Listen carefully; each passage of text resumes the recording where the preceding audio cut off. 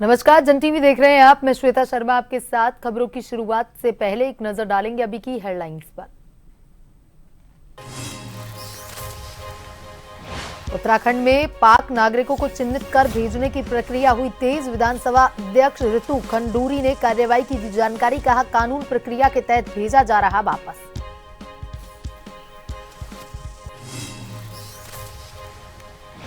चारधाम यात्रा के लिए सरकार की तैयारी। प्रदूषण रोकथाम के लिए इलेक्ट्रिक वाहनों के संचालन को बढ़ावा। जगह जगह लगाए जा रहे इलेक्ट्रिक चार्जिंग स्टेशन। बिजली सप्लाई के अतिरिक्त इंतजाम।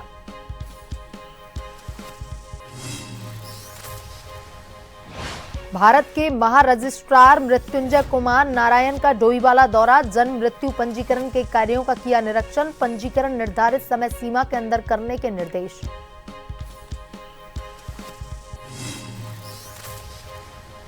लोहाघाट के जीआईसी मैदान में हथकरघा मेला लगने की सुगबुगाहट। व्यापारियों में फैला आक्रोश। मेला नहीं लगाने की मांग को लेकर एसडीएम को सौंपा ज्ञापन।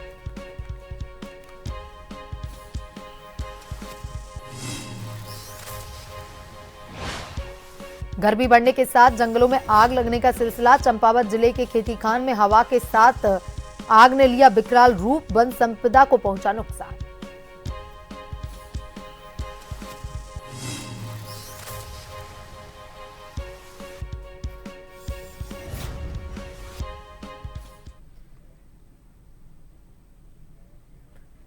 और अब खबरें विस्तार से।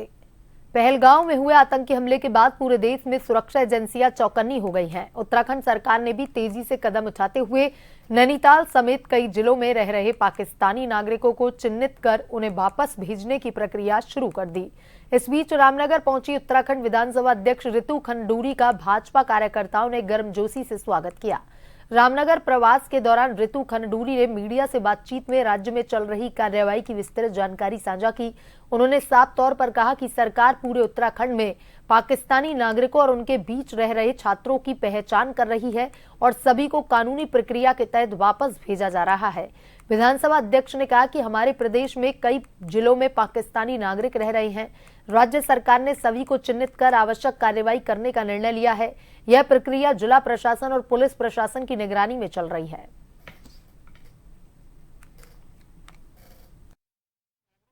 पहलगांव में एक हादसा हुआ है जिसके तहत हमारे वहाँ जो टूरिस्ट वहाँ पहुँचे थे उनमें से 26 और टोटल मिला के 28 दो उसमें फॉरेन नेशनल्स भी हैं, उनको मार दिया गया।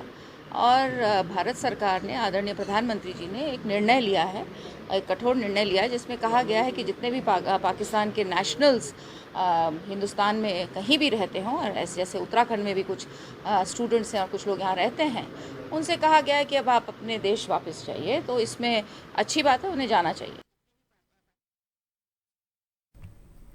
वहीं जम्मू कश्मीर के पहलगांव में विगत 22 अप्रैल 2025 को चरमपंथियों द्वारा पर्यटकों के ऊपर किए गए आतंकी हमले में और देश में बढ़ती धार्मिक हिंसा के खिलाफ जीवनगढ़ विकास नगर के एनसीसी कैडेट एवं छात्र छात्राओं ने रैली निकालकर नारेबाजी प्रदर्शन किया। वहीं स्कूली बच्चों ने जम्मू कश्मीर के पर्यटक स्थल पहलगांव में आतंकवादियों द्वारा किए गए कायरतापूर्ण हमले में मारे गए पर्यटकों के प्रति दुख प्रकट किया और उनके परिजनों के प्रति संवेदना व्यक्त करते हुए इस अमानवीय कृत्य और धार्मिक हिंसा की कड़ी निंदा की और भारत सरकार से आतंकवाद के खिलाफ कठोर कदम उठाने की मांग की ताकि भविष्य में इस प्रकार की घटनाओं की पुनरावृत्ति को रोका जा सके।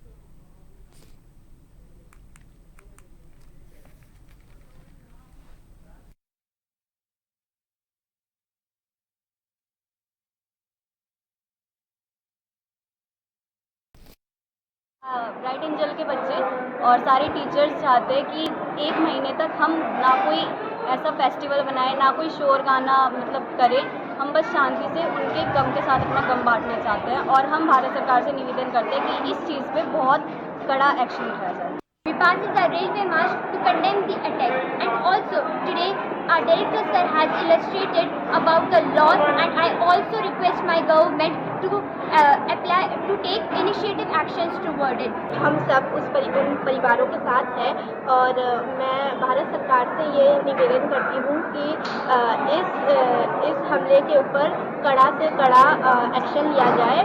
भारत सरकार से निवेदन करती हूँ कि जो भी ये टेररिस्ट अटैक हुआ है इसके विरुद्ध कड़क से कड़क एक्शन लिया जाए, ताकि जितने भी ये टेररिस्ट थे जिन्होंने तुच्छ कार्य किया है उनको कड़ी से कड़ी सज़ा मिले। और मैं उन सभी परिवारों के साथ हूँ जिन्होंने ये दुख को झेला है और इस दुख की घड़ी में जो बहुत निराश।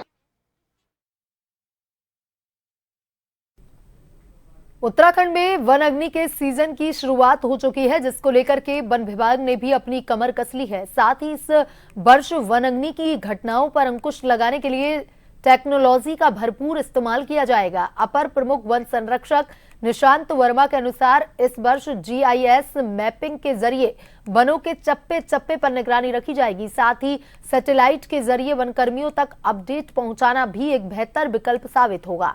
वहीं ड्रोन के माध्यम से भी जंगलात क्षेत्रों में वन विभाग अपनी निगरानी बनाए हुए है।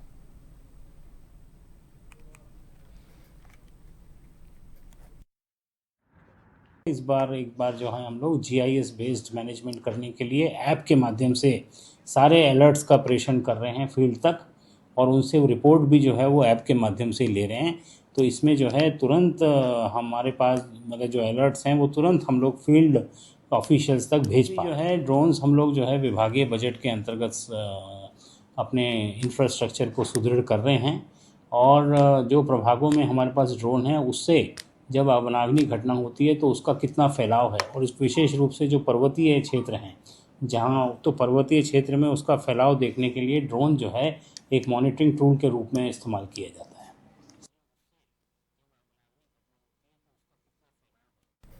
गर्मी बढ़ने के साथ ही चंपावत जिले में जंगलों में आग लगने का सिलसिला शुरू हो गया है। रोज आग लगने की घटनाएं प्रकाश में आ रही हैं। शनिवार देर शाम को जिले के खेतीखान के वन पंचायत परध्यानी भगवती मंदिर के पास के जंगल में भीषण आग लग गई। हवा के साथ आग ने विकराल रूप ले लिया। आग ने वन संपदा को काफी नुकसान पहुंचाया। गोशनी के ग्राम प्रधान प्रशासक प्रतिनिधि आलोक वर्मा ने बताया कि जंगल में आग लगने की सूचना वन विभाग को दी गई है। वहीं DFO चंपावत NC पंत ने कहा, सूचना मिलने पर वन विभाग की टीम को आग बुझाने के लिए निर्देशित कर दिया गया है। जल्द आग पर काबू पा लिया गया।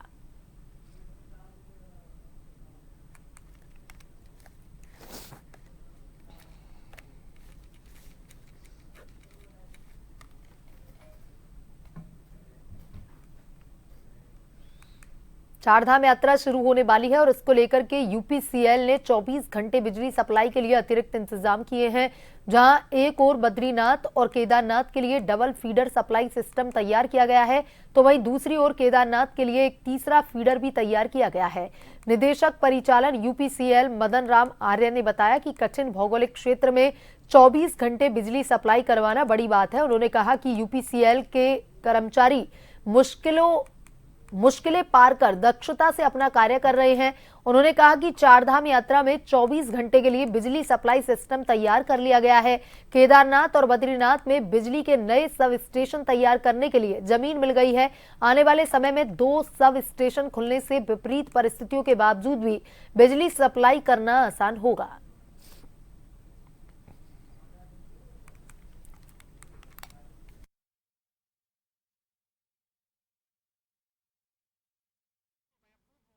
चार धाम हैं हमारे उत्तराखंड में। चारों धामों की विद्युत व्यवस्था के लिए हमारा पूरा इंतजाम है, पुख्ता इंतजाम हमने कर लिए। मैं एक एक करके आपको बताना चाह रहा हूँ।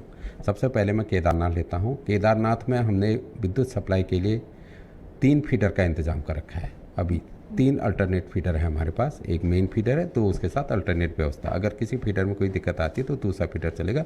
दोनों में भी खराब होती है हम तीसरा फीडर चलाएंगे। पूरा पुख्ता इंतजाम कर रखा है। केदारनाथ में हम आज भी हमारी सप्लाई है वहाँ पर, और बरसात के दिनों में भी और आपके बर्फ़बारी के दिनों में भी हमने वहाँ बिजली पूरी आपूर्ति करी।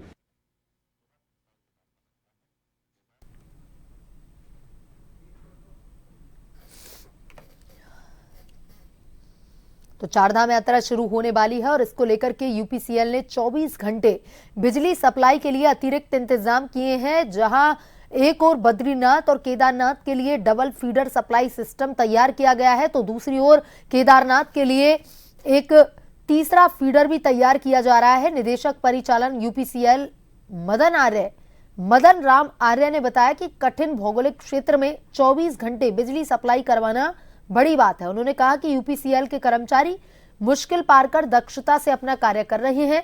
उन्होंने कहा कि चारधाम यात्रा के लिए 24 घंटे के लिए बिजली सप्लाई सिस्टम तैयार कर लिया गया है।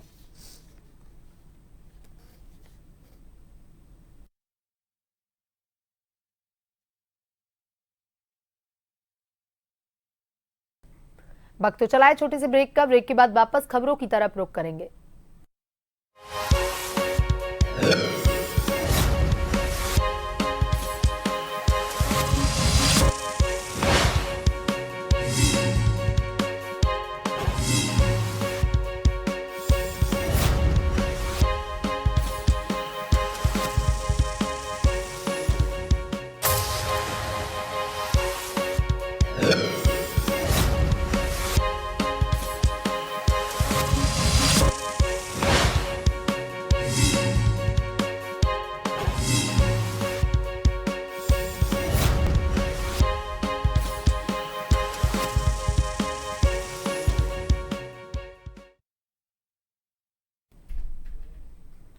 ब्रेक के बाद एक बार फिर से आपका स्वागत है। आइए बढ़ते हैं खबरों की तरफ।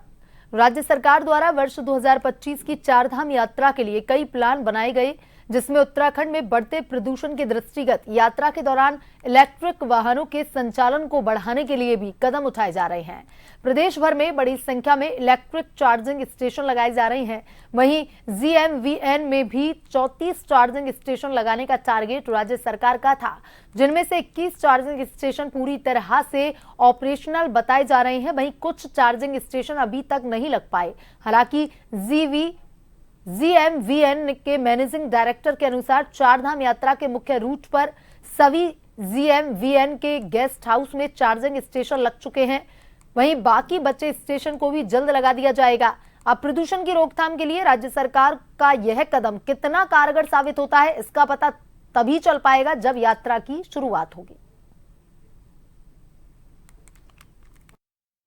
हमारे 21 चार्जिंग स्टेशन पूर्णतः ऑपरेशनल हैं और 3 चार्जिंग अब स्टेशन अगले 2 से 3 दिन में और तैयार हो जाएंगे। कुल 34 लगाए जाने थे, उसमें से 24 हमारे रेडी हैं और अगले 1 महीने में बचे हुए भी तैयार हो जाएंगे। तो एक प्रकार से देखा जितने हमारे इंपॉर्टेंट गेस्ट हाउस हैं जो इस रूट पर हैं, जिनकी लोकेशन बहुत इंपॉर्टेंट है और बिल्कुल ऑन द वे है, वो सारे तैयार हैं।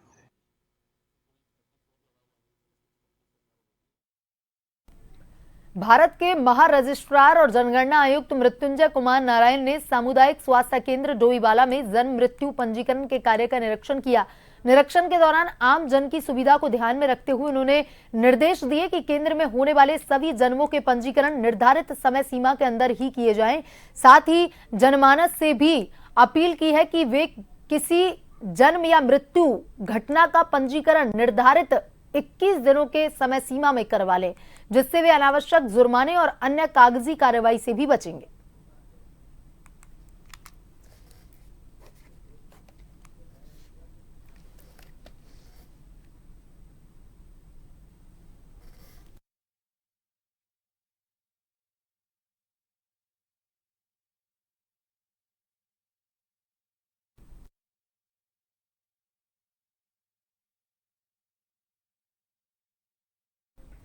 लोहाघाट के DIC मैदान में हथकरघा मेला लगने की सुगबुगाहट से लोहाघाट के व्यापारियों में आक्रोश फैल गया है। व्यापारियों ने कहा, हथकरघा मेले को किसी भी कीमत पर नहीं लगने दिया जाएगा। व्यापारियों ने व्यापार संघ अध्यक्ष मनीष जुकरिया के नेतृत्व में हथकरघा मेला न लगने देने की मांग को लेकर SDM लोहाघाट को ज्ञापन दिया। व्यापार संघ अध्यक्ष और व्यापारियों ने कहा, हथकरघा मेला लगने से नगर के व्यापारियों का व्यापार चौपट हो जाता है। व्यापारी वैसे ही मंदी की मार झेल रहे हैं और बाहर से आने वाले व्यापारी हथकरघा के नाम पर चाइनीज और अन्य सामान बेचकर उनके व्यापार को प्रभावित करते हैं।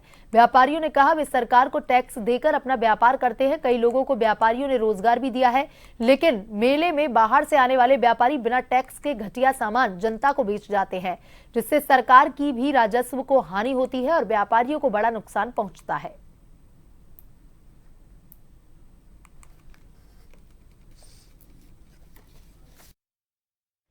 वो जिन प्रोडक्ट्स को लेके आते हैं वो GST दायरे में आते हैं, तो कहीं ना कहीं सरकार के राजस्व की भी हानि है।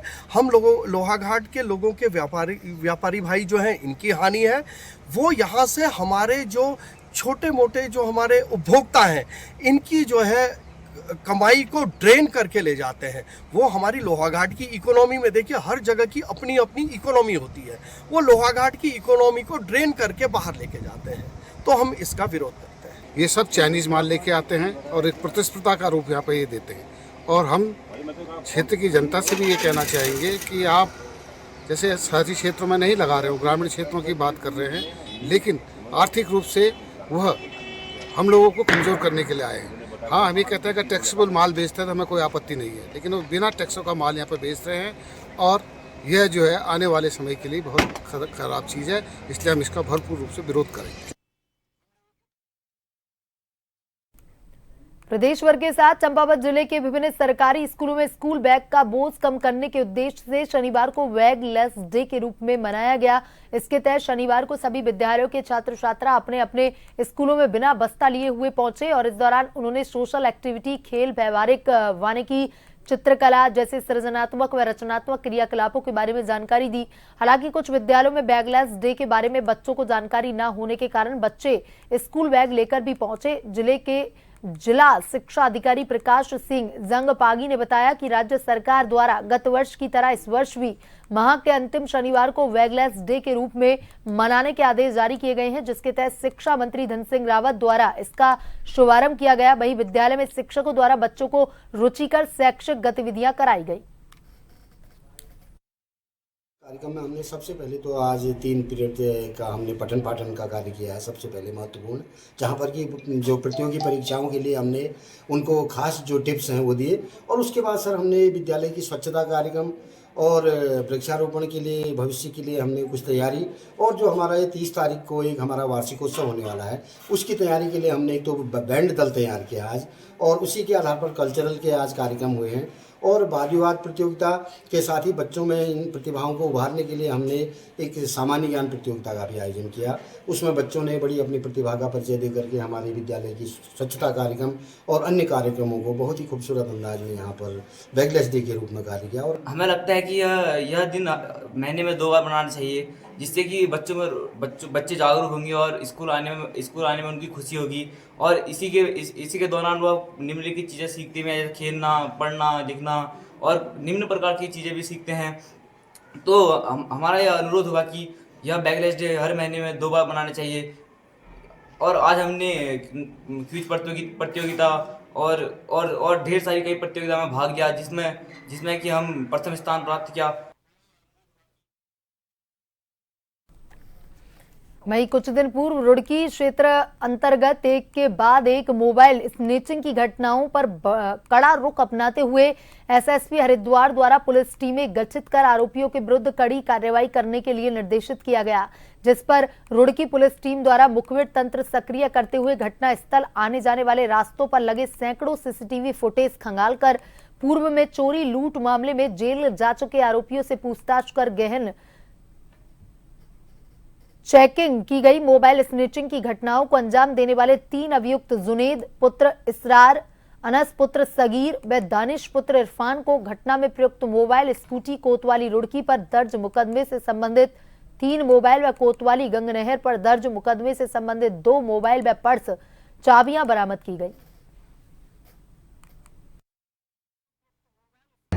पिछले कुछ समय से रुड़की थाना क्षेत्र, गंगनहर थाना क्षेत्र में लगातार मोबाइल फ़ोन छीनने की एवं अन्य वैल्यूबल चीज़ छीनने की घटनाएं लगातार हो रही थी। और इसमें इस लूट की घटना में लगातार जो 3 लोगों के ही जो फेस रिकग्निशन से प्रकाश में आ रहा था कि वही लोग इस घटना को बार बार अंजाम दे रहे हैं। इस संबंध में थाना रुड़की की पुलिस और CIU हमारे रुड़की के द्वारा अच्छी कार्रवाई करते हुए वहाँ पर जितने हमारे CCTV कैमरे हैं और हमारे सर्विलांस के को यूज़ करते हुए इसमें 3 लोगों को आइडेंटिफाई किया गया था, जिनको कल पकड़ा जा सका है। और उनसे जो पूछताछ के दौरान उनके द्वारा पिछले की गई 5 घटनाओं को करना स्वीकार किया है। और उन 5 घटनाओं में 5 मोबाइल फ़ोन जो गए हैं और साथ में कुछ और वैल्यूबल चीज़ें जो गई हैं वो पुलिस के द्वारा बरामद की गई हैं।